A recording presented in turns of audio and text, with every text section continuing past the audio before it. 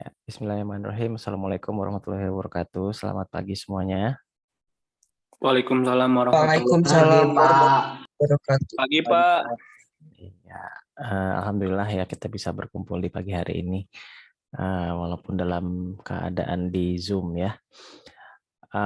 Materi kita tadi sudah saya sampaikannya di video juga tentang jaringan komputer. Ini saya review sebentar, yang tadi sudah disimak ya.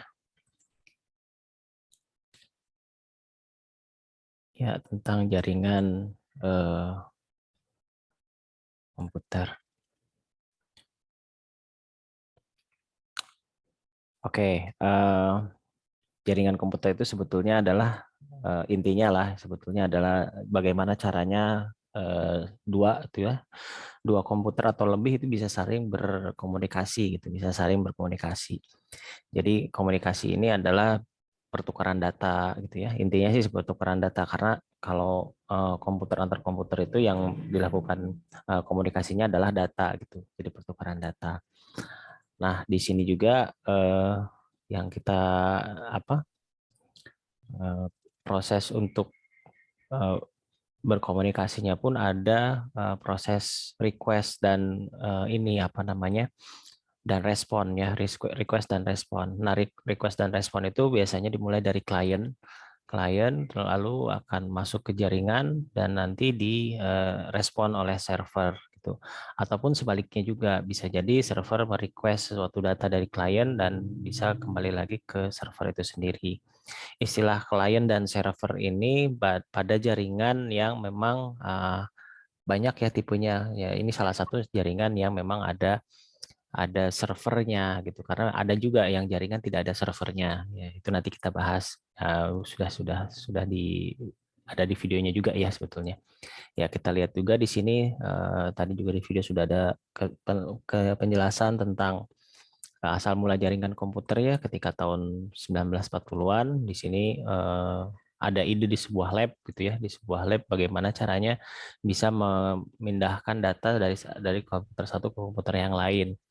Nah, lalu juga dikembangkan ketika saat itu ketika sudah ditemukan cara pertukaran datanya di sebuah lab.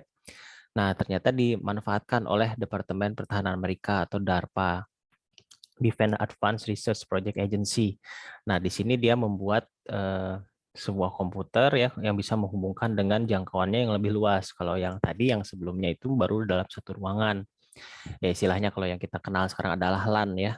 Nah, sekarang ketika tahun 69 itu ya DARPA ini mengembangkan apa namanya koneksi komputer yang lebih dari satu ruangan atau lebih luas lah ya, lebih luas bisa dalam satu negara gitu, terutama di Amerika karena memang awalnya dari sana. Nah, lalu di sana juga mulai apa namanya dikenal ARPANET ya. Nah, ARPANET itu mulai dikenal, mulai bisa digunakan karena yang pengembangannya juga memang asalnya dari kalangan riset gitu ya, dari kalangan bukan dari kalangan militer.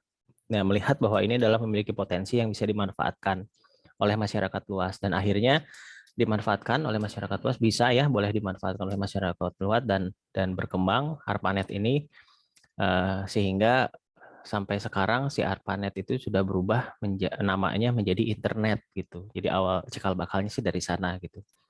Jadi intinya sebetulnya internet itu adalah jaringan komputer awalnya, yang jaringan komputer yang kecil terus membesar semakin besar dan akhirnya bisa terhubung komputer ke seluruh dunia.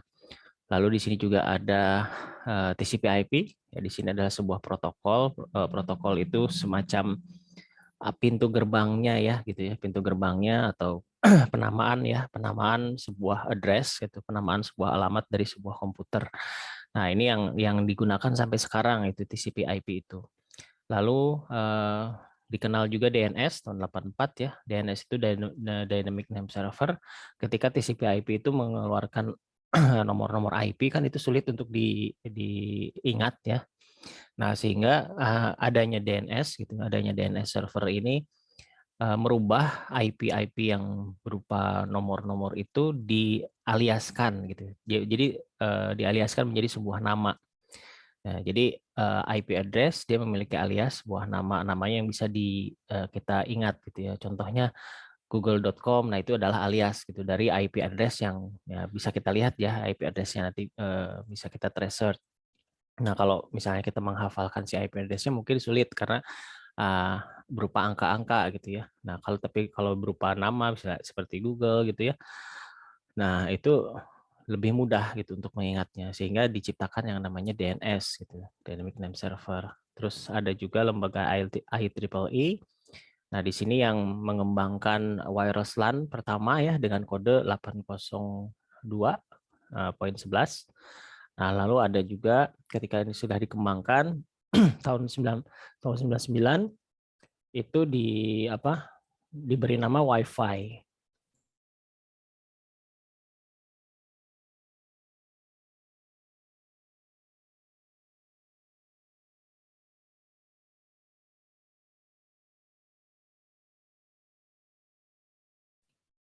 Ya, kita lanjutkan. Lalu di sini setelah IEEE di sini ketika yang ditemukan sebuah produk sebetulnya Wi-Fi itu sebetulnya nama dagang sih ya.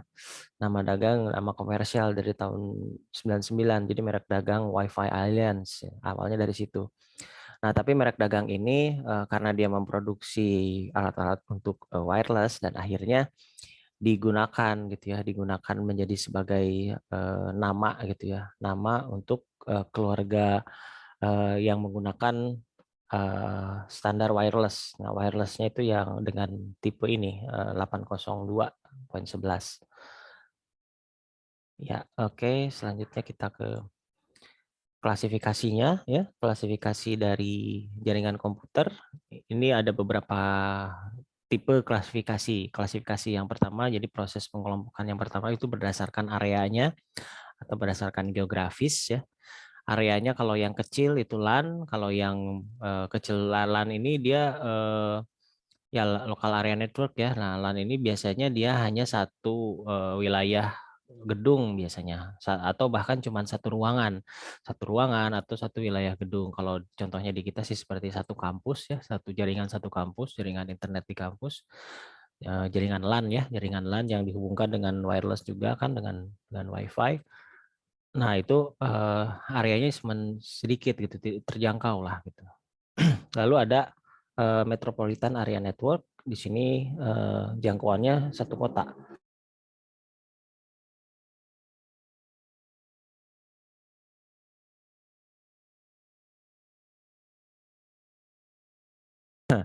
Ya, jaringannya satu kota kalau WAN ini.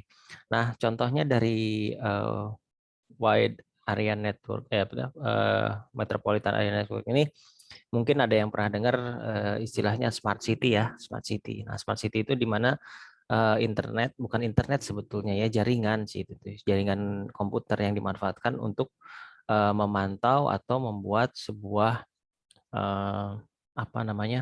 layanan-layanan publik ya yang dikembangkan oleh pemerintah kota gitu.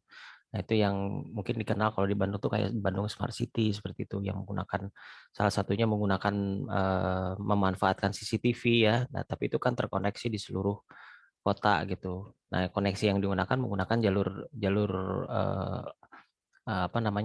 network gitu, jalur network komputer atau jaringan komputer. Nah, lalu yang ketiga adalah wide area network. Nah, klasifikasi dari wide area network ini dia melebihi dari satu kota, bahkan dia bisa melewati negara-negara ya. Nah, inilah WAN inilah yang kita kenal salah satunya ya, gitu ya. Salah satunya adalah internet yang biasa kita gunakan. Nah, internet ini menghubungkan hampir seluruh orang di dunia ini ya, bahkan dengan adanya ponsel ya, ponsel smartphone yang bisa terhubung dengan jaringan internet ini, semakin banyak orang bisa terhubung dengan internet. Nah, apakah ada jaringan komputer selain internet? Ada saja biasanya ya, kalau misalnya memang suatu perusahaan atau misalnya suatu negara bahkan ya, karena memiliki jaringan atau infrastruktur untuk kepentingan internalnya yang tidak terhubung dengan masyarakat umum, karena internet itu kan lebih ke masyarakat umum.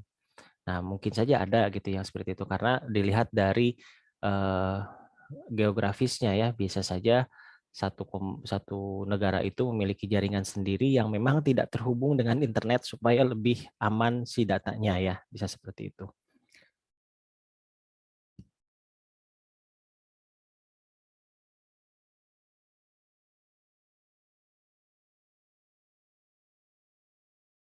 Ya, kemudian ada pengelompokan klasifikasi ke berikutnya adalah berdasarkan fungsinya ya, berdasarkan fungsinya. Ada client server, ada peer to peer yang tadi sempat saya singgung. Client server itu di mana ada satu jaringan, nah di dalam jaringan itu ada servernya, ada klien-kliennya. Servernya dia berfungsi untuk melayani semua request yang ada di klien. Sementara ada jaringan peer-to-peer. Nah, jaringan peer-to-peer ini biasanya cuma 2 komputer. Dia bisa berkomunikasi antara komputer satu dengan komputer yang lain, tapi tidak ada server di sini. Fungsinya biasanya untuk transfer data aja. Nah, ini bisa langsung menggunakan kabel tanpa harus menggunakan alat yang lain ya. Menggunakan kabel, ada istilahnya kabel cross gitu ya. Kalau misalnya dengar pakai kabel cross untuk peer-to-peer, nah itu juga bisa dilakukan. Nah, kalau misalnya lebih dari 3, tentunya nggak bisa karena memang harus menggunakan alat lain gitu ya kalau untuk peer-to-peer ya. Alat lain untuk bisa terhubung secara peer-to-peer. Nah, selanjutnya ada klasifikasi berdasarkan topologi ya. Nah, topologi itu adalah bentuk jaringannya gitu ya, bentuk dari jaringannya itu sendiri. Nah, dulu itu ada jaringan bus ya, topologi bus. Nah,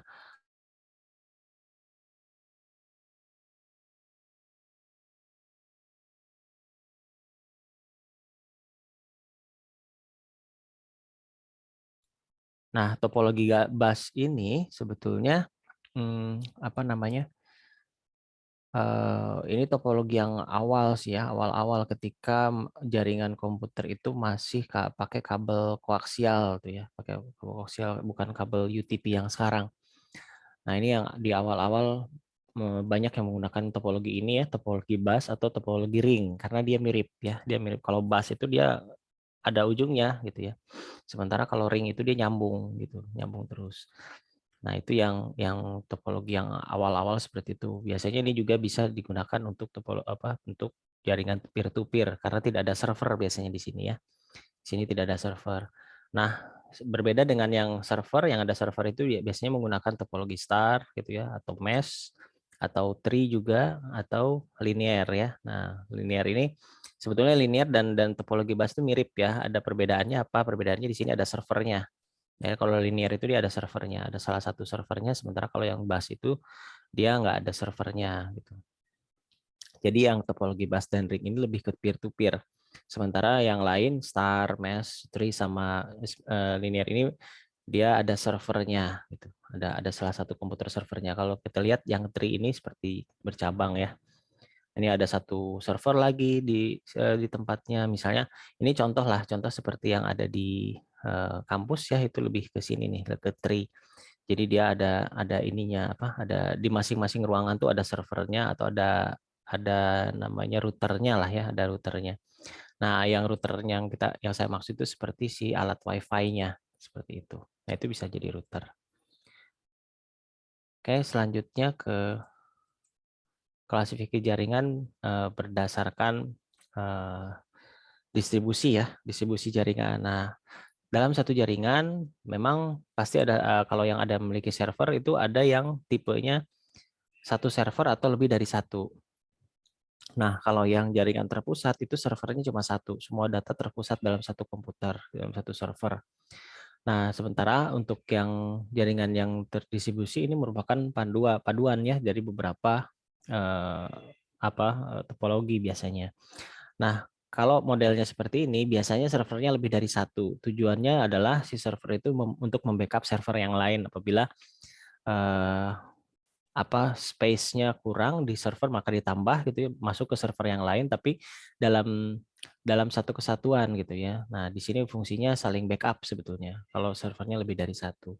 Karena yang namanya komputer server apabila kliennya sudah sangat banyak itu memang akan jadi berat ya untuk merespon service dari klien yang begitu banyak sehingga biasanya dipecah servernya untuk bisa melayani si service dari si kliennya.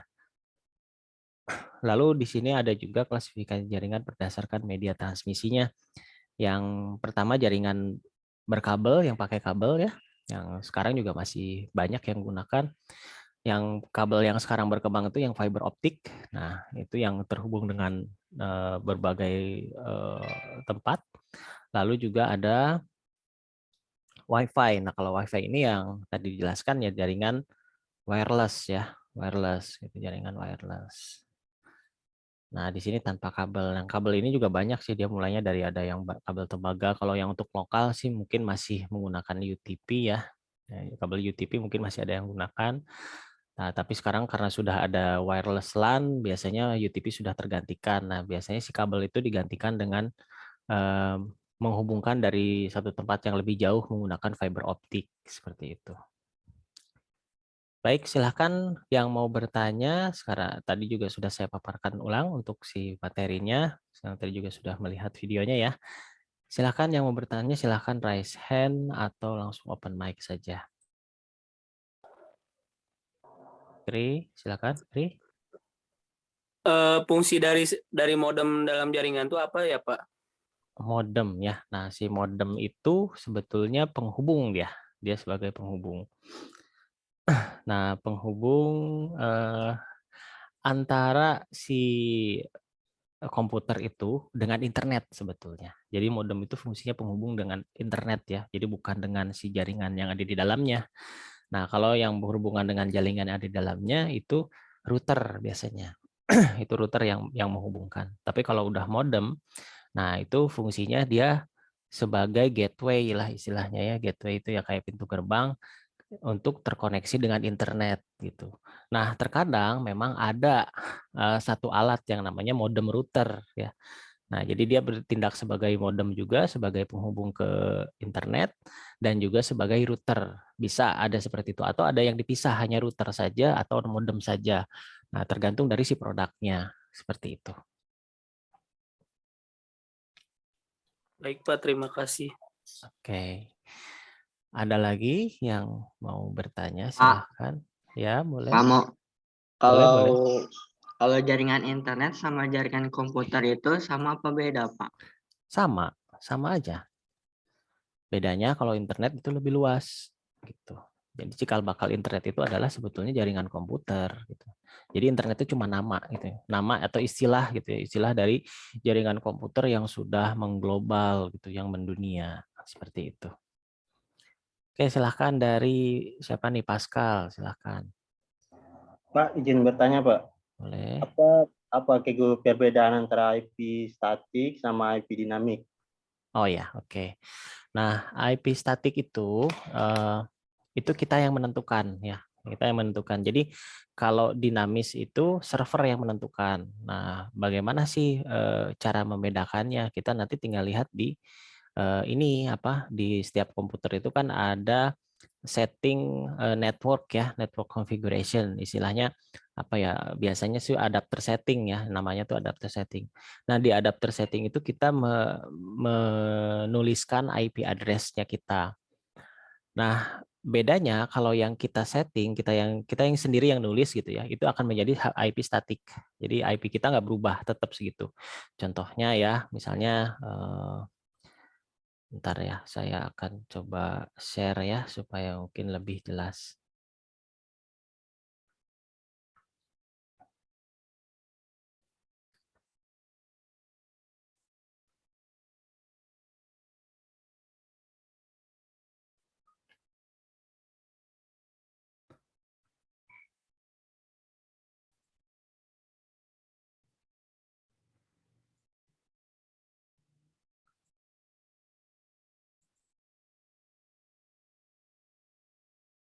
Ya, nah terlihat ya ini di screen-nya. Nah, ini contoh untuk IP address ya, IP address. Nah, kalau di sini ada TCP/IP versi 4 dan versi 6. Nah, biasanya yang digunakan tuh versi 4 tergantung dari si ininya apa jaringannya. Nah, kalau di versi 4, nah ini kan ada tulisan obtaining an IP address automatically. Nah, artinya si komputer saya ini tidak saya setting IP address-nya. Nah, berarti bisa berubah-ubah IP-nya menjadi IP dinamis gitu, IP dinamis. Bisa saja angkanya berbeda-beda. Misalnya kalau yang sekarang tuh kita bisa lihat ya, kita bisa lihat sebetulnya kita bisa setting. Nah, si IP ini kalau kita setting ya, kita setting berapa gitu ya, misalnya 192 itu ya, 168 terus 1 misalnya. Nah, ini menjadi IP statik gitu. Kalau kita setting seperti IP statik. Jadi setiap komputer atau server mengenali komputer saya ini dengan alamat seperti ini begitu. Tapi yang tentunya berada dalam jaringan, Berbeda lagi nanti kalau misalnya terkoneksi dengan internet, kita nanti diberi IP-nya juga IP dari internet ya. Nah, tergantung dari servernya. Hal yang serupa itu terjadi ketika kita juga terkoneksi dengan jaringan internet. Nah, si jaringan internet itu kadang kita juga diberi IP statik ya. Jadi IP statik itu IP-nya tetap gitu oleh si providernya. Jadi sebagai IP public gitu ya, yang digunakan oleh kita sebagai identitas kita di internet.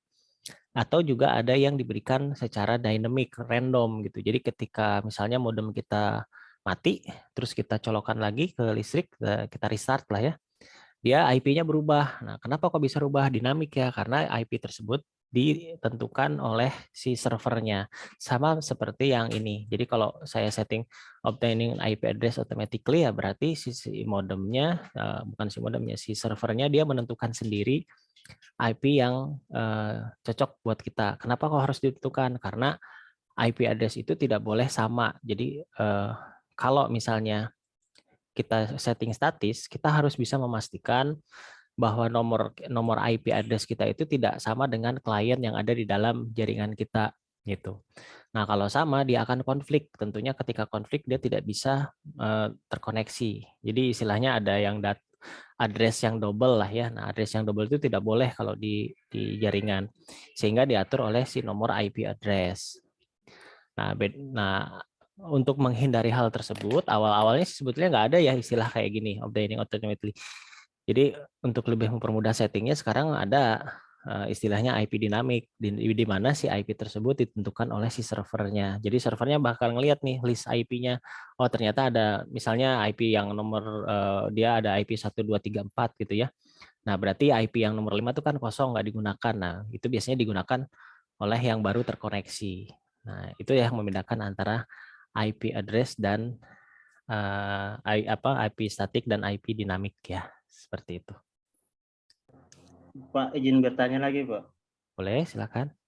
Database itu dia sama seperti server ya, Pak? Database itu tergantung database-nya ada di mana gitu. Kalau database-nya ada di lokal ya berarti dia bukan server. Tapi si database-nya kalau dia berada di jaringan ya komputer yang memiliki pusat database itu yang disebut sebagai database server gitu. Nah, jadi kan server itu macam-macam ya, bisa database server, bisa web server, bisa dynamic name server. Jadi banyak tipe server itu sendiri. Kalau dulu itu satu server dia bisa melayani semua service ya. Nah, itu kan kita sebut sebagai service gitu. Service database, service untuk komunikasi, service untuk video atau transfer protokol FTP ya. Nah, itu macam-macam service-nya. Nah, karena kebutuhan dari si internet atau jaringan itu sangat kompleks itu besar, sehingga diciptakan terpisah-pisah. Ada database, satu komputer khusus untuk database server gitu ya. Terus satu komputer khusus untuk dynamic name server. Ada juga istilah komputer untuk proxy. Terus ada juga untuk web service ya, bukan service, web server. Nah, gitu. Seperti itu ya, macam-macam. Pak, izin bertanya lagi, Pak. Boleh. Apa ya, kalau IP kan katanya kita itu bisa kayak tadi, contohnya kayak dinamik kan bisa diubah. Nah, kalau MAC address-nya tuh bisa nggak, Pak? Nah, kalau MAC address nggak bisa. Kalau MAC address itu dia kode yang diciptakan di pabrik ya, di pabrik LAN-nya. Gitu. Jadi di pabrik si Ethernet-nya. Jadi Ethernet itu kan diproduksi ya. Nah, ketika memproduksi dia memiliki MAC address sendiri. Nah, itu unik dia. Unik. Jadi nggak akan bisa sama.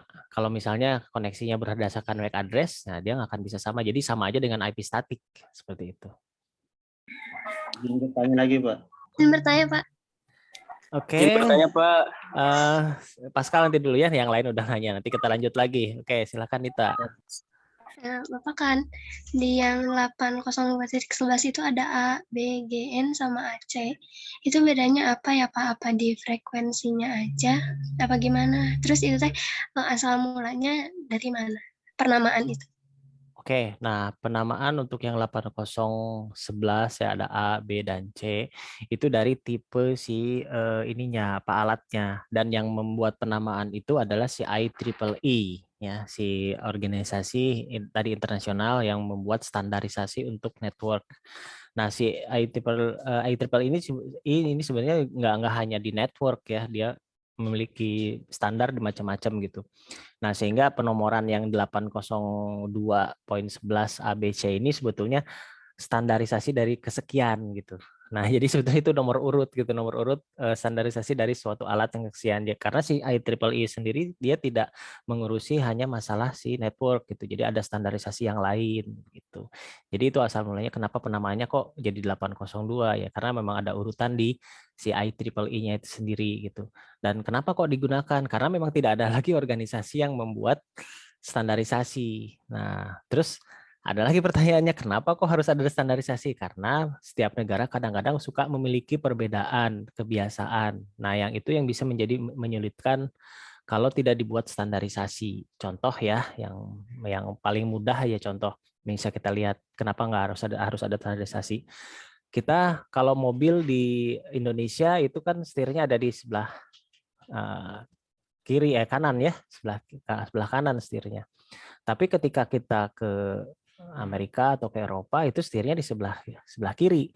Nah, itu udah nggak standar gitu. Nah, tapi itu sudah terlanjur gitu ya, sudah terlanjur tercipta. Nah, otomatis kan akan jadi kesulitan kalau misalnya orang Indonesia berpindah ke Eropa atau orang Eropa pindah ke Indonesia, pasti harus ada penyesuaian. Nah, untuk menghindari hal-hal tersebut, akhirnya dibuatlah standar gitu, standarisasi. Nah, organisasi tersebut yang mengaturnya seperti itu. Lalu perbedaannya apa antara ABC-nya? Itu perbedaan dari si fiturnya, gitu. Jadi dari kemampuan si pengiriman data, gitu ya. Jadi semakin lama kan semakin besar tuh si pengiriman datanya, dan kompatibilitas dari si alatnya itu sendiri. Karena dulu itu ada yang masih menggunakan kabel koaksial. Kabel koaksial tuh kabel kayak apa ya? Kabel TV yang apa? Antena TV itu ya, antena TV lokal itu namanya, yang pakai antena di luar, ya itu kabel koaksial namanya. Dulu masih pakai itu untuk jaringan komputer. Terus sekarang menaik ya, sekarang menjadi kabel UTP itu yang ada 8 serabut ya. Nah, itu seperti itu. Lalu naik lagi ada standarnya ke fiber optik. Nah, seperti itu. Itu yang membedakannya ya. Terima kasih Pak. Baik, oke. Fikri, silakan. Pak izin bertanya Pak, jaringan komputer kan itu terdiri dari, kan ada transmisi ada dua ya Pak. Ada guided sama unguided, itu perbedaannya apa ya Pak? Guided dan unguided ya. Iya, unguided. Ya, itu sebetulnya dari cara server merespon gitu. Cara cara servernya merespon untuk si koneksi internet itu sendiri. Ya, berbedanya guide sama unguided ya sifat si servernya gitu. Kalau si servernya yang guided ya dia yang akan ngatur seluruh si kliennya. Sementara kalau yang unguided itu si kliennya bisa secara bebas berkomunikasi. Biasanya itu adanya di peer to peer kalau yang unguided itu seperti itu. Baik Pak, terima kasih Pak. Oke. Pak, izin Ya, bertanya, silakan. fungsi apa ya ARP itu seperti apa ya Pak fungsinya? ARP itu salah satu jaringan sih. Salah satu jenis jaringan sebetulnya. Iya. Ya, fungsinya untuk komunikasi karena dikembangkan oleh salah satu organisasi sebetulnya. Oh ya Pak, saya ingin tahu ya Pak, contohnya kayak kita dalam suatu jaringan atau kita saling komputernya tuh saling terhubung gitu loh Pak. Nah, kita ngirim datanya tuh kayak komputer A ke B, dia ngirim datanya ke biner 0110. Nah, apakah data itu langsung dikirim secara 010 apa diubah dulu? Baru nanti pas diterima baru diterjemahkan gitu. Diubah karena si kabel itu kan dia tidak bisa mengenal nomor ya. Dia kabel tuh nggak bisa mengenal nomor gitu. Yang dia kenal tuh adalah impuls listrik. Nah, jadi impuls listrik itu jadi si kode-kode yang dikirim dari komputer oleh alat yang namanya si Ethernet itu, Ethernet yang menghubungkan dengan kabel, itu dirubah menjadi kode-kode simpul-simpul listrik gitu ya, bukan simpulnya puls ya, puls-puls listrik atau frekuensi-frekuensi listrik. Nah, si frekuensi itu nanti diterima oleh si modem atau diterima oleh si komputer yang lain kalau peer-to-peer, diterjemahkan lagi menjadi oh ya, kode ini adalah ternyata 0101 seperti itu. Begitu ya dia cara untuk berkomunikasi. Siap, Pak. Oke. Ayo Pak, bisa bertanya lagi, Pak. Sok silahkan. Maksudnya pertanyaannya sekaligus ya, jangan. Saya ingin tahu apa ya, kalau dalam jaringan tuh, setiap jaringan tuh punya port ya, Pak. Ya, ya punya port. Kenapa? Portnya tuh dia apa ya, berfungsinya sebagai apa gitu. Port itu dia fungsinya seperti pintu gitu. Port itu seperti pintu. Nah, setiap komputer itu dia memiliki banyak port biasanya. Contoh dan itu sesuai dengan datanya, sesuai data yang masuknya. Contohnya kayak misalnya ini ya, port untuk web gitu ya, untuk web. Untuk web itu biasanya portnya di 8080. Terus ada juga untuk FTP. FTP itu file transfer protocol. Itu biasanya portnya itu di 80, 85 atau 81 gitu ya, macam-macam. Nah, itu kadang setiap komputer dia memiliki port yang berbeda untuk mengakses sebuah web atau mengakses sebuah service. Nah, jadi si port itu sendiri fungsinya apa sih ya? Fungsinya sebagai pintu gitu. Jadi kalau kita punya, ibaratkan kita punya rumah gitu ya. Rumah kita tuh untuk terhubung ke luar itu pasti memiliki banyak pintu. Pintu depan, pintu samping, pintu belakang. Nah, itu istilahnya portnya. Jadi kita mau masuk dari mana nih? Dari pintu belakang berarti pakai port yang mana? Dari pintu samping berarti pakai port yang mana? Nah, si portnya itu dikasih nomor seperti itu. Baik, Pak. Terima Ada kasih. lagi? Ada lagi? Pascal ada lagi? Udah, Pak, udah cukup. Udah, oke. Silakan. Yang tadi silakan Fikri ada lagi? Ada yang resen? Gak apa-apa, seru nih. Banyak pertanyaan tentang jaringan ya. Tidak apa-apa. Bapak, Nita mau tanya. Ya, boleh. Silakan. Waktu SMK kan pernah praktek bikin kabel fiber optik. Ya. Nah, kan di kabel fiber optik itu kayak serabut-serabut kecil gitu ya, Pak. Kata teman saya, serabut itu kalau misalkan kena kulit itu bahaya. Itu benar nggak, Pak? Apa saya dibohongin? Benar. Karena itu dari kaca. Oh. Dari kaca. Karena makanya disebutnya optik kan, fiber, fiber optik. Nah, itu kenapa kok namanya fiber optik? Jadi pada saat ini tuh dia ya maksudnya sudah bisa membuat sebuah kabel gitu ya yang terbuatnya dari kaca gitu, bukan kaca sih ya, kacanya bahannya dari fiber gitu ya, dari fiber. Nah, memang kalau kena tangan bahaya gitu, kalau misalnya bisa terluka gitu karena memang sifatnya kaca kan ya, tajam gitu, dan dia regas gitu. Regas itu takutnya ada serpihan yang nempel masuk ke dalam kulit gitu. Nah, itu yang bahayanya gitu. Nah, fiber optik seperti itu. Pak izin bertanya, Pak. Boleh silahkan Fikri. Pak, FDDI itu kan protokol yang diberikan oleh dalam jaringan LAN itu ya Pak ya? Apa namanya? FDDI, Pak. FDDI kan protokol yang diberikan dalam jaringan LAN itu Pak ya? Ya. Metode akses dari FDDI-nya gimana sih Pak? Cara mengirim transmisi datanya pada FDDI-nya Pak? Transmisi datanya Pak? Sebetulnya sama aja sih ya. FDDI itu biasanya digunakan untuk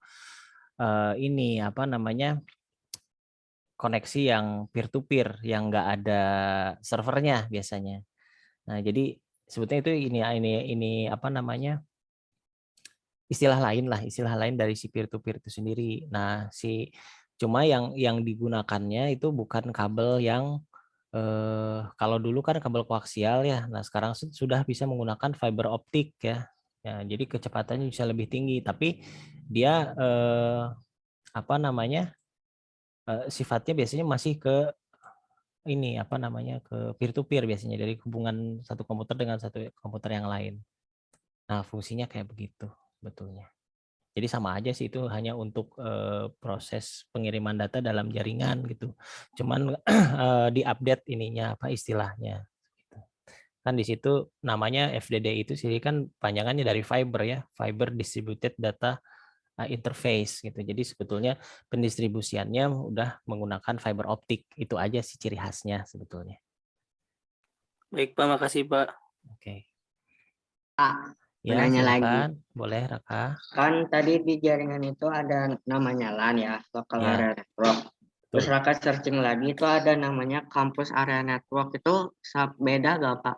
Sama aja. Itu sama aja, cuman beda istilah aja. Makanya ada istilah smart city ya. Nah, smart city sebetulnya MAN gitu ya. Metropolitan Area Network. Terus kalau ada juga smart campus. Nah, smart campus juga sama ya.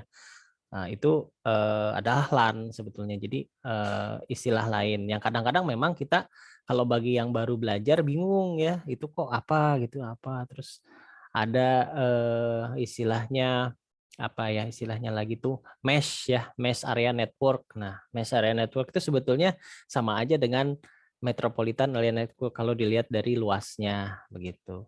Jadi memang kalau kita runut lagi ya tetap hanya ada 3 jenis gitu ya, ada 3 jenis, yang LAN yang areanya cuma satu gedung atau satu wilayah kantor gitu ya. Makanya kalau dalam satu kampus ya disebutnya satu kampus. Nah, itu masih disebutnya LAN juga seperti itu.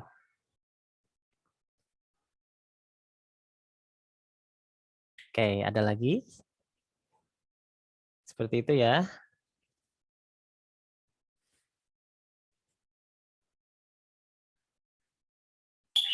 Pak izin bertanya Pak. Boleh, silakan. Pak, teknik underlaying itu dalam dunia jaringan itu bentuknya seperti apa ya Pak? Apa gimana Pak?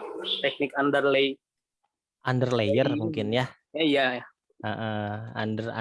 Underlaying itu sebetulnya lebih ke ya underlayer sih. Jadi dia nutupin apa ya, mirip-mirip kayak apa sih, kayak VPN gitulah. Jadi dia nitipin dia menutup ya si jaringan tersebut berada di layer yang lain gitu. Nah, ada satu layer yang kebaca tapi dia pakai layer yang di bawahnya gitu. Baik Pak, Nah, terima seperti kasih itu. Pak.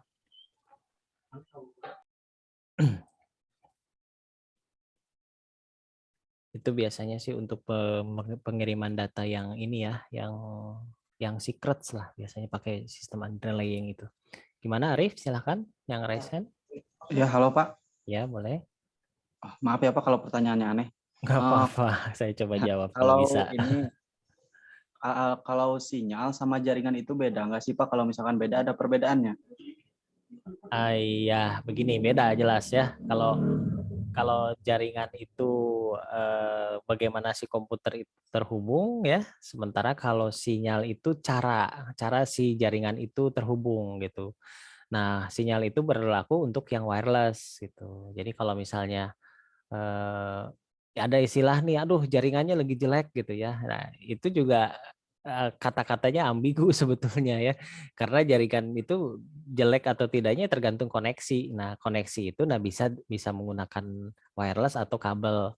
Nah, kalau yang istilahnya jaringannya lagi jelek, nah itu sih sebetulnya yang diarahkan kepada sinyal gitu, sinyal yang menghubungkan si jaringan tersebut gitu, jadi menghubungkan komputer satu dengan komputer yang lain, atau istilahnya kalau smartphone kita tuh, oh jaringannya lagi jelek nih ya, iya ada benarnya juga, cuman bagi yang tidak mengerti maksudnya apa sih jaringan gitu ya, yang paling tepat sebetulnya adalah sinyalnya kurang kuat gitu, karena yang namanya jaringan wireless ya, jaringan wireless dari internet itu dia tergantung dari si ininya apa, cuaca ya. Kalau cuacanya lagi baik bagus ya jaringan internetnya atau jaringan si wirelessnya akan baik gitu. Tapi kalau nggak lagi ada gangguan jadi buruk seperti itu. Oh, iya Pak. Oke. Setahu Arif gitu Pak, kalau jaringan itu berasalnya dari arus listrik, apa benar itu Pak? Iya, memang betul, betul sekali. Kalau yang dari arus listrik itu yang jaringannya menggunakan kabel. Tapi kalau yang wireless itu dia pakai frekuensi radio gitu. Iya. Bedanya itu. Terima kasih ya, Oke, Pak. sama-sama. Yo, silahkan untuk Randy ya. Udah raise hand, silahkan Randy. Ya Pak, mau bertanya, Boleh. cara kerja software netcat itu kayak gimana ya Pak? Apa itu termasuk ke malware atau gimana? Cara kerja apa? Software netcat. Netcat. Oh, netcat. Oh ya, Ya. ya. Netcat itu sebetulnya alatnya dari ini apa? Alatnya dari si jaringan admin ya, admin jaringan lah, admin jaringan. Jadi si netcat itu dia bisa memantau semua alat yang terkoneksi ke dalam ke si komputernya dia gitu. Nah, itu sebetulnya alat dari si network jaringan ya. Nah, si netcat itu fungsinya dia untuk memonitoring, oh nih ada yang terkoneksi ke komputer ini gitu ya. Nah, fungsinya apa? Dia kalau sebagai admin jaringan dia bisa mengelola koneksinya. Jadi kalau misalnya oh ini ada jaringan, ada satu komputer itu biasanya kalau yang di wireless ya, yang di wireless itu kan kadang-kadang ada yang terkoneksi tapi tidak terdaftar gitu ya. Nah, atau kita nggak tahu ini siapa. Nah, oleh si admin jaringan itu bisa di-cut ininya, koneksinya bisa diputuskan. Nah, pakai si software itu, software netcat itu. Jadi kalau misalnya nih dalam jaringan biasanya kita tahu itu biasanya untuk terjadi untuk yang wireless ya, atau untuk pemantauan sih sebetulnya untuk pemantauan jaringan di dalam satu gedung. Misalnya terbiasanya dia ada lima yang terkoneksi, terus tiba-tiba ada satu lagi 6 dalam koneksi itu. Nah kan jadi mencurigakan dia pasti melihat ini siapa, sama dia pasti diinvestigasi. Oh ya ini ternyata ini orang lain misalnya yang mencoba masuk ke jaringan yang sudah berhasil masuk gitu. Nah itu bisa di stop sama netcat, langsung di cut si koneksinya. Jadi si IP address tersebut langsung di blok atau si MAC address tersebut langsung di blok, nggak bisa terkoneksi lagi. Itu fungsinya ya untuk netcat. Tapi bisa nggak sih Pak kalau seandainya orang yang bukan merupakan admin masuk ke sebuah jaringan terus memanipulasi gitu. Jadi seolah-olah dia menjadi adminnya sendiri terus menggunakan netcat untuk memotong-motong jaringan orang lain gitu Pak. Bisa banget kalau orangnya punya pengetahuan untuk itu gitu ya. Ya itulah kerjaan-kerjaan hacker sama cracker tuh kayak gitu, kalau udah bisa masuk satu jaringan dia bisa ngeblok gitu, bisa seperti itu. Nah, cuma setiap jaringan itu dia memiliki ini juga apa namanya firewall ya, atau memiliki rules gitu. Tidak semuanya netcat bisa berjalan kalau di beberapa jaringan gitu. Tidak semua bisa berjalan. Ada yang memang langsung diblok ketika ada service netcatnya berjalan gitu. Ada yang kayak begitu, tergantung dari setting dari si komputer jaringan itu sendiri. Jadi si admin jaringan lah ya, apa istilahnya itu network admin lah. Nah, jadi yang saktinya tuh yang berkuasanya itu si network admin. Jadi kalau si network adminnya bisa memproteksi jaringannya tanpa harus terkoneksi ya berarti berhasil.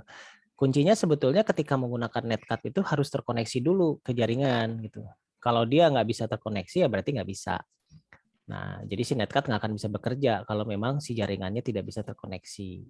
Itu sih kuncinya ya sebetulnya di situ. Boleh bertanya lagi Pak? Boleh, silakan. Dalam jaringan itu contoh bentuk kelemahan dalam keamanan itu seperti apa ya Pak? Ya, contohnya seperti begini ya. Kelemahan itu ketika misalnya kalau sekarang sih kan karena WiFi itu bisa diakses oleh semua orang, ada yang akses publik ya. Nah itu sebetulnya membahayakan sebetulnya, membahayakan ke sebuah network gitu. Kecuali si WiFi itu memang disediakan untuk akses internet tanpa terhubung dengan komputer yang lain gitu. Nah, kenapa membahayakan? Karena setiap orang bisa terkoneksi dari ke dalam si jaringan tersebut gitu. Nah, si jaringan tersebut itu ya kita bisa nggak tahu siapa aja yang bisa masuk ya. Nah, itu salah satu kelemahannya. Kemudian tergantung dari fungsinya juga ya, kan ada juga ya WiFi yang istilahnya hotspot lah. Hotspot itu kan sebetulnya WiFi yang bisa diakses oleh siapa aja tanpa menggunakan password. Nah, karena tujuannya apa? Tujuannya bukan untuk nge-transfer data antar satu komputer ke komputer yang lain, tapi tujuannya untuk mengakses sebuah internet. Nah, jadi tergantung ya dari apanya gitu. Nah, sebetulnya itu sih salah satunya yang apa kelemahan jaringan tuh kayak gitu salah satunya. Tapi ada kelebihan dan kekurangan ya. Ya, kelebihannya tentunya menjadi servis publik ya, servis publik. Jadi publik yang ingin mengakses internet bisa gitu menggunakan itu. Tapi ya kelemahannya dari sisi security-nya ya agak ya berbahaya karena memang tidak ada jaminan dari si servernya untuk menjaga privasi atau menjaga keamanan data yang terhubung begitu. Nah, cuma sekarang sih banyak ya cara untuk melindungi diri sendiri dari si network itu. Kita ada antivirus, ada firewall, bahkan si apa namanya address discovery kita pun bisa ditutup ya. Kalau untuk Windows sekarang kan bisa kayak gitu. Jadi ketika kita terhubung dengan WiFi, network address kita itu tidak apa di hidden gitu ya, kayak prinsip hidden layer gitu. Jadi orang nggak bisa ngelihat IP kita bisa seperti itu. Jadi nggak kedeteksi. Fungsinya IP-nya kedeteksi, tapi tidak bisa diakses gitu. Nah, fungsinya adalah supaya si orang itu tidak bisa masuk ke port untuk transfer data kayak gitu. Bisa seperti itu. Tapi kalau untuk transfer internet mungkin masih bisa. Oke, ada lagi yang mau bertanya? Silakan. Terima kasih, Pak. Yuk, silakan. Fikri, ada lagi. Apa Pak perbedaan dari kabel crossover sama rollover itu kayak gimana ya Pak? Nah, crossover sama ROS itu fungsinya untuk di kabel UTP ya. Kabel UTP. Kabel cross itu biasanya digunakan untuk jaringan peer-to-peer biasanya. Ya. Ini sebentar saya sharing gambarnya.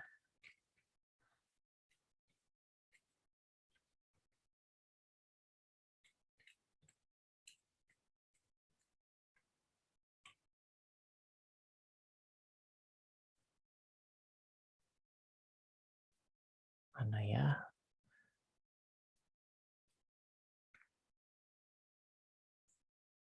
Nah, ini yang bagusnya sebentar ya.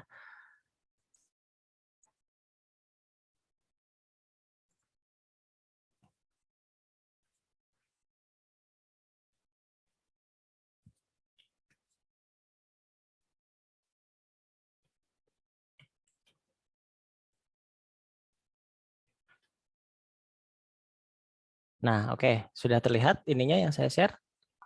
Sudah jelas Pak.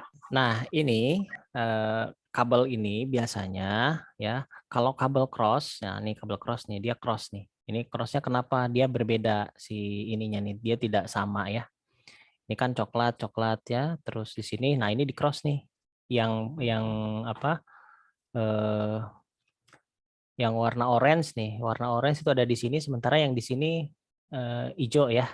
Nah itu nggak sama cross. Nah, si fungsi untuk si cross ini, kabel cross ini itu berguna untuk jaringan yang biasa, yang menggunakan modem atau menggunakan router. Nah, sementara kabel strike, nah kabel strike itu disebut kabel strike, itu dia sama nih, yang jalur coklat ini sama ke coklat juga karena si kabelnya kan terdiri atas banyak nih ya.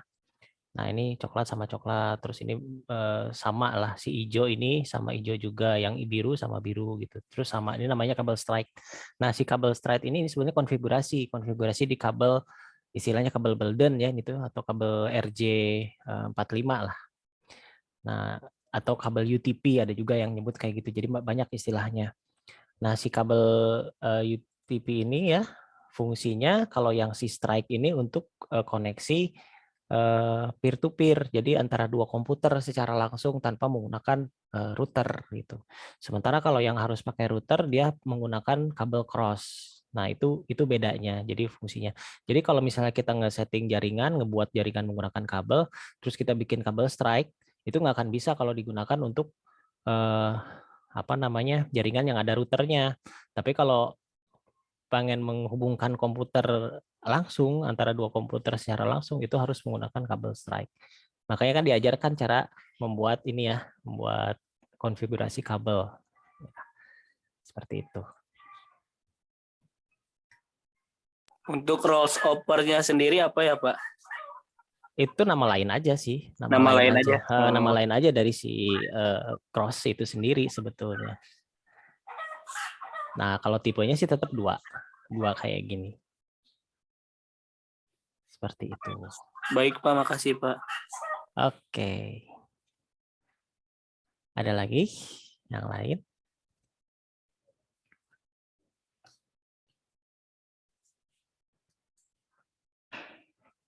Ya, silakan. Ada lagi yang lain? Nah, tadi banyak sekali pertanyaannya. Bagus-bagus. Memang kalau kita udah ngobrol jaringan itu bagus ya, banyak itu pertanyaan. Ya, silakan. Dari siapa ini? Yang raise hand tadi barusan? Boleh, Pascal? Pak, saya ingin bertanya, ini kan saya ketikkan perintah di CMD, perintahnya seperti begini, ARP min A. Itu di situ dia mempunyai internet address sama physical address. Yang ingin saya tahu physical address itu dia sebagai apa ya, Pak? Oh, physical address. Si physical address itu ya sebentar saya agak belum nyambung ya.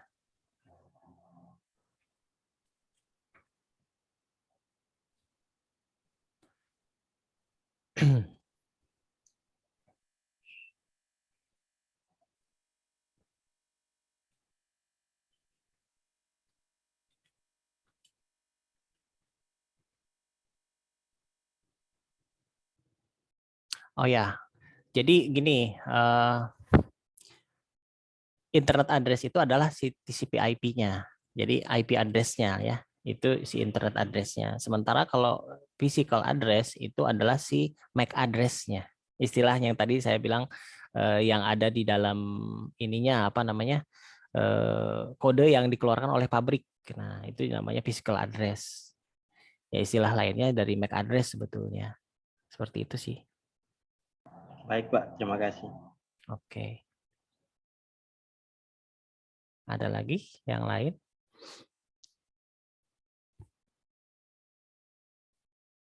Nah, ini udah kelihatan ya kalau perintah yang tadi tuh untuk ARP itu memang untuk mengetahui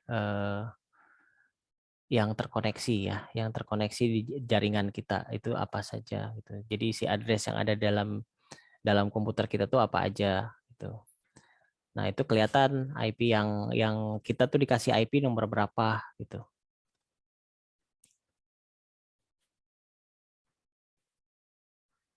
Nah, seperti itu. Ada juga IP config. Pernah pakai nggak? Karena, Pak? Kenapa? Si IP config itu fungsinya untuk mengetahui ininya kita kan, apa namanya? Contohnya kayak Pak, kayak net start gitu juga, Pak. Ya, itu sama untuk perintah-perintah networking sebetulnya itu. Nah, kalau si yang IP config itu untuk ini mengetahui settingan IP address-nya kita sebetulnya itu tujuannya. Siap, Pak. Oke. Nah, kalau ARP itu lebih ke internet sih sebetulnya ya, lebih ke koneksi internet. Jadi koneksi internetnya menggunakan apa atau gateway lah untuk mendeteksi gateway-nya gitu. Coba aja kalau misalnya tadi kan udah pakai tuh perintah ARP ya, ARP min A.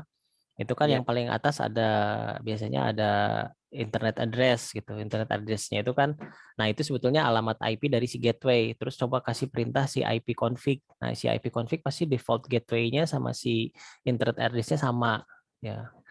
Karena kalau kalau si ARP itu fungsinya untuk mencari informasi dari si internetnya gitu.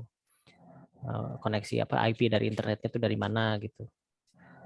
Oh ya, Pak, kalau apa ya, kalau yang di IP config-nya itu kan di subnet max-nya itu ada 255.255.255.0. Itu dia sebagai apa ya, Pak? Itu range IP, range IP-nya. Jadi range IP kan 255, kenapa 255? Karena itu biner ya, biner itu sebetulnya jumlahnya adalah 256 sih, 256.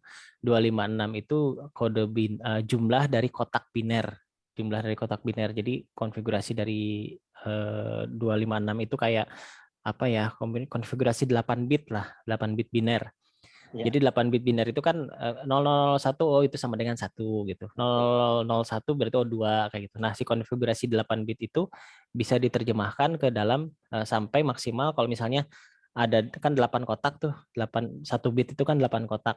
Kalau satu angka 8 kotak itu isinya angka 1111 itu nilainya 255 begitu. Siap. Nah, seperti itu. Jadi kayak konversi, kayak range. Terus hubungannya dengan subnet mask itu apa? Yaitu range-nya, dikasih range. Range-nya berarti jaringan tersebut ada istilahnya 256 konfigurasi untuk jaringan tersebut begitu. Siap. Dan dia nggak bisa lebih. Tapi di sini kan ada levelnya ya. Jadi 255 di depan, 255 di tengah, terus yang ketiganya, nah itu ya tinggal dikali aja gitu. Jadi dalam satu jaringan untuk sebuah LAN aja itu bisa banyak gitu. Karena 255 kali 255 aja udah berapa kan? Itu berarti ada banyak ke klien yang bisa terkoneksi kayak gitu. Siap, Pak. Oke. Ada yang pernah coba Tracert belum?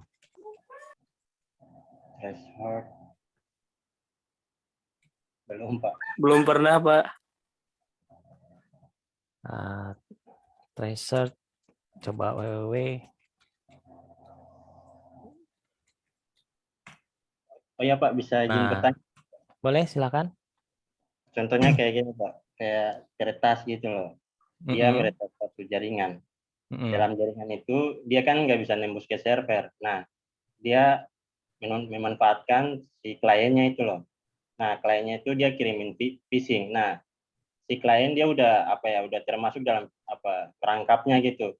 Nah, apakah tidak menutup kemungkinan si servernya itu bisa kena hack gitu loh, Pak? Bisa banget. Makanya orang yang mengakses, orang yang berupaya untuk membobol itu ya dia harus berada di dalam jaringan itu sendiri kan.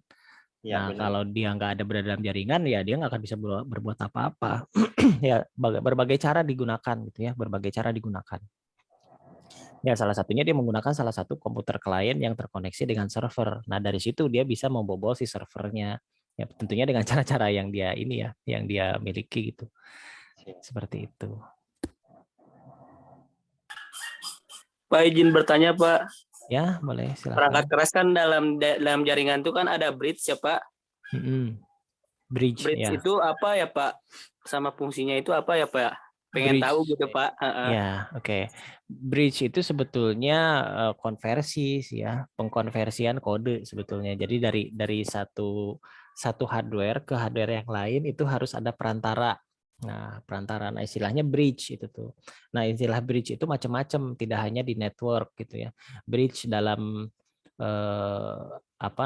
motherboard itu juga banyak ya, bridge hub gitu. Terus ada juga bridge dari si chip ya, si chipset prosesor dengan misalnya dengan VGA itu ada bridge-nya juga. Jadi istilah bridge itu sebetulnya digunakan untuk membuat istilah ada satu komponen yang berfungsi untuk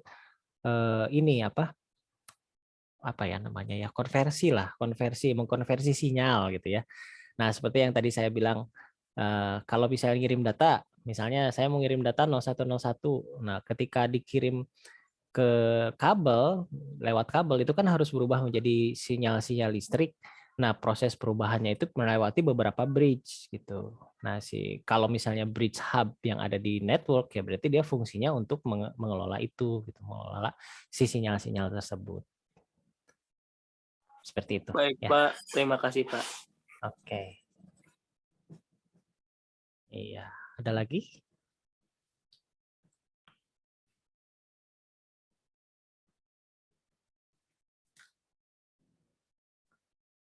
Oke, nah sebetulnya kalau di Windows itu ya perintah-perintah untuk networking itu banyak juga ya, cuman terbatas fungsinya. Kenapa terbatas? Karena tidak secanggih Linux ya. Kalau Linux itu memang diperuntukkan untuk jaringan sih, untuk jaringan. Jadi kalau yang memang nanti berminat untuk menjadi network administrator, ya pelajari Linux gitu ya, pelajari Linux. Di situ belajar semuanya tentang SSH ya, secure shell, apa itu secure shell kalau nggak salah, yang fungsinya untuk komunikasi antara klien dan server tapi di jalur secure gitu ya, SSH. Terus ada istilah lain putih ya, itu software gitu, software putih untuk melakukan SSH kayak gitu. Nah, fungsinya untuk remote juga, untuk remote komputer. Banyak ya fungsi dari si networking itu. Memang bahasa-bahasanya aneh ya, karena memang si network itu lebih dekat ke hardware sih, lebih dekat ke hardware. Cuman pengetahuan tentang networking itu juga ngebantu kita sebagai programmer, kalau misalnya jadi programmer ya, tahu gitu, oh jalurnya kemana, itu harusnya kemana, IP-nya di mana, seperti itu. Nah, paling tidak ya kita ya mahasiswa informatika ya, itu paling tidak bisalah mengkoneksikan LAN gitu. Paling tidak itu, karena sebetulnya itu dasar ya, dasar untuk mengkoneksikan satu komputer dengan komputer yang lain. Nah, silahkan dicoba caranya gimana tuh kalau untuk menggunakan koneksi dari satu komputer ke komputer yang lain melalui peer to peer misalnya. Nah, walaupun ya kita bisa koneksi melalui Bluetooth ya. Nah, kalau misalnya kita punya pengetahuan ke sana, itu menjadi pengetahuan nilai plus lah, nilai plus. Ya, contohnya kalau kita kalau peer to peer itu digunakan kalau memang kita ingin mentransfer data dari satu komputer ke komputer yang lain dengan jumlah yang besar. Jadi di kopinya langsung gitu ya, seperti itu. Pak izin bertanya Pak. Silahkan. Kan kalau di SMK tuh kan diajarinnya Debian ya Pak. Kenapa kalau di kuliahan itu Linux Pak? Sama aja sebetulnya. Sama kan? Lebih rumit tapi Pak. Kalau Linux, sama Pak. aja. Sama aja. Linux itu dia sistem operasinya Unix ya. Nama aslinya tuh sebetulnya Unix si sistem operasinya. Nah, pengembang dari Unix itu macam-macam. Macam-macam, banyak banget pengembangnya. Kenapa? Karena dia open source. Open source itu yang dikembangkan oleh semua orang di dunia. Semua orang di dunia yang bisa mengakses si source code tersebut, dia bisa memodifikasi dan dia bisa membuat versi Linux-nya sendiri, OS-nya sendiri. Makanya muncul ya macam-macam sistem operasi berbasis Unix. Ya salah satunya Debian, ada Red Hat, ada SUSE ya, terus ada banyak banget saya lupa ya, banyak banget, saking banyaknya itu ya yang sering dipakai aja gitu ya, kalau nggak Debian gitu ya, atau Linux juga ya Pak? begitu. Bahkan orang Indonesia pun bikin waktu itu pernah tuh Linux Merdeka, pernah waktu itu perintahnya pakai bahasa Indonesia, jadinya nggak jelas gitu ini mau ngambil tapi kok nggak jelas. Tapi nggak tahu masih ada atau nggak tuh Linux Merdeka yang bikin. Itu orang Indonesia yang bikin, ngemodifikasi dari Linux yang ada. Terus ada Ubuntu juga ada ya. Nah, pada dasarnya sama. Jadi dia memiliki basis sistem operasinya Unix gitu. Cuman dikasih nama yang berbeda-beda. Dan juga ada yang sudah berbayar gitu ya. Yang sudah berbayar, yang tadinya dikembangkan open source, ternyata dia sudah memiliki spesialisasi dan akhirnya menjadi berbayar. Contohnya yang sudah berbayar tuh Red Hat ya. Red Hat Linux itu udah berbayar tuh. Yang versi full-nya tuh sudah berbayar karena memang sudah dikembangkan oleh sebuah perusahaan. Dan dia memiliki fitur-fitur yang khusus gitu, yang khusus untuk si jaringan gitu. Nah, sebelum dia menjadi berbayar, nah itu dia open source. Jadi semua orang ikut mengembangkan, mencari kelemahan, kekurangan gitu ya. Nah, akhirnya karena sudah dirasa sempurna, akhirnya dibuat berbayar untuk kalangan komersil ya, untuk kalangan ini besar, perusahaan enterprise besar yang menggunakan Linux seperti itu. Linux itu sendiri kan sebetulnya dari nama orang ya, dari Linus namanya, yang mengembangkannya namanya Linus. Dikasih nama Linux karena disatuin ada Linus dan Unix gitu. Jadinya Linux. Gitu. Oke, ada lagi? Terima kasih Pak. Iya, sama-sama. Oke, ada lagi nggak yang bertanya tentang jaringan ini? Memang luas ya, materi itu luas sekali kalau untuk jaringan gitu. Ya bahkan dari ngebahas satu jaringan aja kita bisa ngebahas sebuah film ya. Karena memang banyak kunci-kunci dari si jaringan komputer itu. Kalau si jaringannya nggak jalan ya kita nggak bisa pakai web, kita nggak bisa transfer data. Sementara kalau di sebuah organisasi atau di sebuah gedung itu kan transfer data antar satu komputer ke komputer yang lain itu sangat perlu gitu. Nah, seperti itu.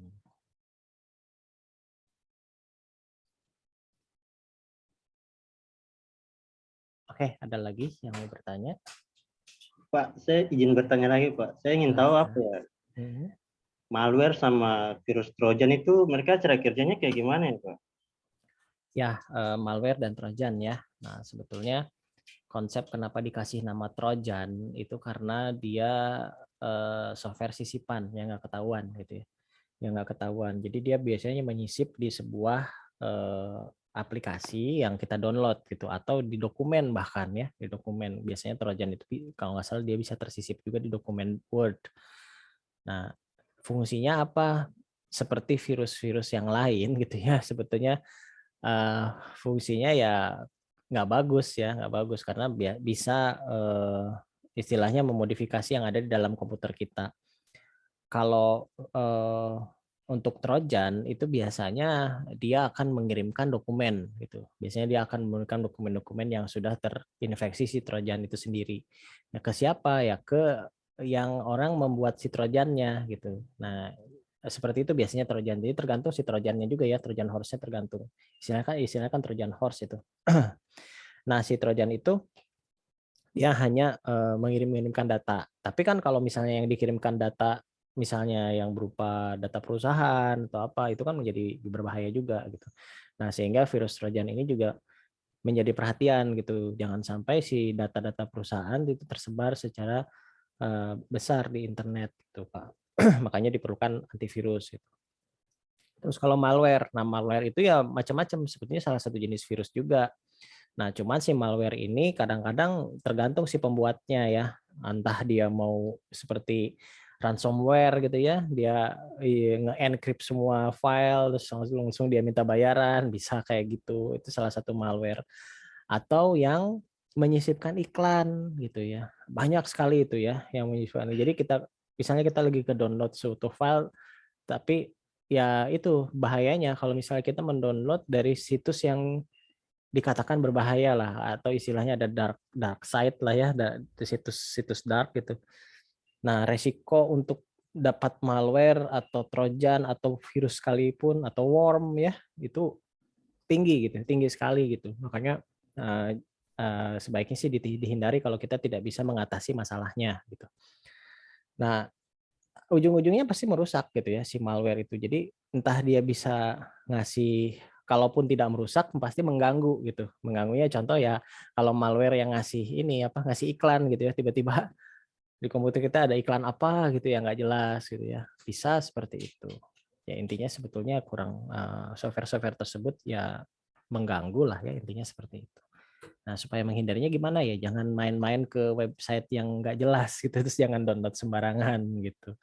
Jadi makanya itu perlunya antivirus dan apa istilahnya kan ada malware protection ya di browser itu. Seperti itu. Baik, Pak. Terima kasih. Oke.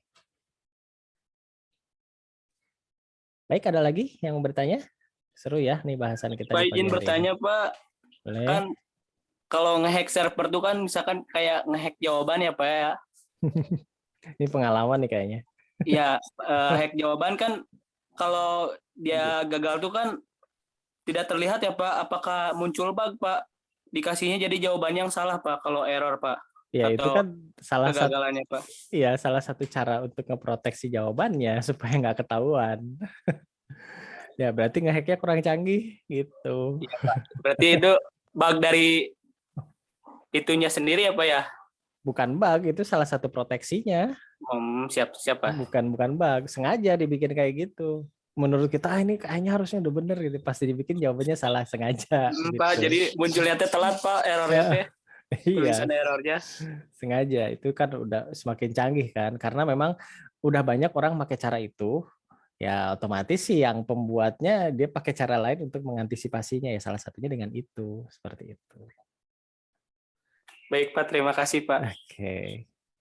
Ada lagi?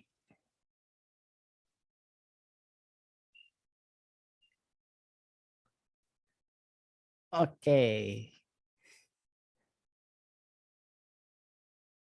Ya, sepertinya sudah tidak ada lagi yang bertanya ya. Ya, kita screenshot dulu ya yang hadir di hari ini. Karena waktu kita juga sudah habis.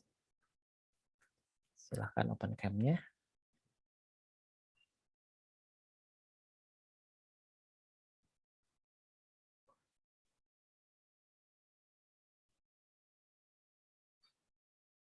Oke.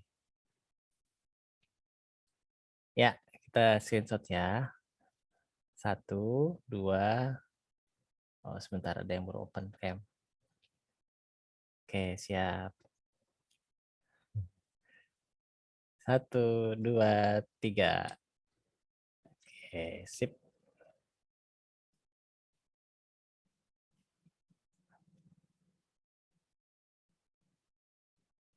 Wah, sebentar. Ya nggak nyala.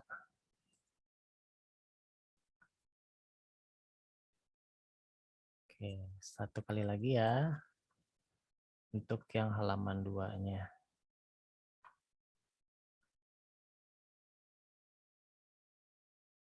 Oke, 1, 2, 3.